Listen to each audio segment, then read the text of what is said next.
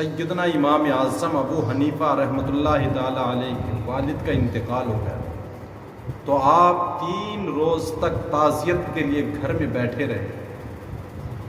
3 دن کے بعد جب باہر نکل کر آپ چوک میں گئے،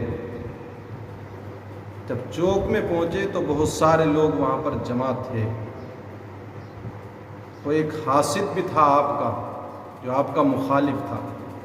پورا علاقہ جانتا تھا کہ یہ آپ کا سخت مخالف ہے۔ جب آپ چوک میں گئے، بہت سارے لوگ تھے، تو وہ بھی سامنے سے آیا اور علیک سلیک کہنے کے بعد کہنے لگا، ابو حنیفہ سنا ہے کہ تمہارے والد انتقال کر گئے؟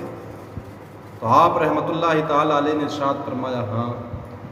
تو وہ کہنے لگا، پھر اپنی ماں کا نکاح میرے ساتھ کرنا۔ اللہ اکبر! ایسا سخت جملہ جو انسان کی نیند میں سوراخ کر دے اور انسان سونے نہ پائے۔ باپ کے انتقال کے تیسرے دن کوئی یہ بات مجھ سے یا آپ سے کہہ کر کے تو دیکھے اور پھر جو ہے تو اپنی خیر منائے۔ لیکن یہ ہم حنفیوں کے امام سیدنا امام اعظم ابو حنیفہ کا صبر اور شریعت مطہرہ کی پابندی ہے۔ جب اس نے اتنا کہا تو آپ نے اس سے کچھ نہیں کہا، کیونکہ بات شرعی تھی، کوئی غیر شرعی نہیں تھی جس پر آپ کو غصہ آتا۔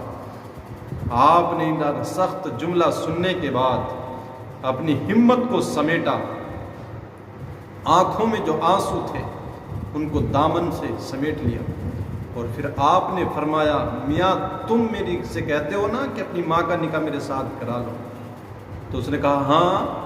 تو آپ نے ارشاد فرمایا، پھر عدت گزر جانے دے، عدت گزر لینے دے، عدت کے بعد تیرا نام لے کر کے میں اپنی ماں کے سامنے عرض کروں گا، اگر اس کی رضامندی ہوئی تو پھر مجھے کوئی اعتراض نہیں ہوگا۔ اتنا کہنے کے بعد اپنے اپنے ساتھیوں کا بازو تھاما اور اگلے چوک پر چلے گئے۔ ادھر وہ سخت جملہ کہنے والا جو انسان تھا، جس نے نکاح کے لیے کہا تھا، وہ دھڑام سے زمین پر گر جاتا ہے اور اس کی روح پرواز کر جاتی ہے۔ لوگ کہنے لگے کہ حضور اس کو کیا ہو گیا ہے؟ آپ نے ارشاد فرمایا،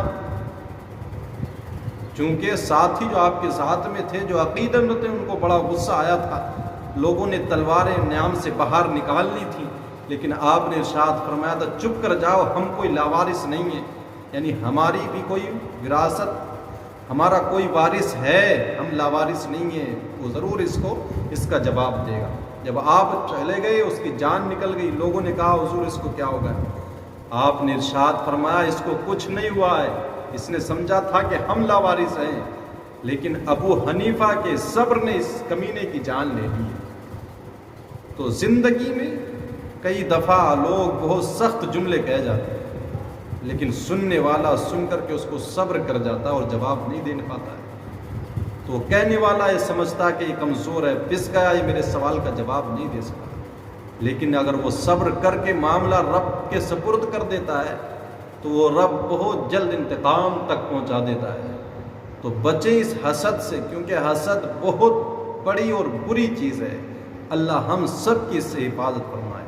اگر صبر کرنے والے نے ہمارے اس حسد پر صبر کر لیا، ہمارے زبان کی تلخی پر صبر کر لیا اور معاملہ رب کے سپرد کر دیا، تو پھر ہماری خیر نہیں ہے۔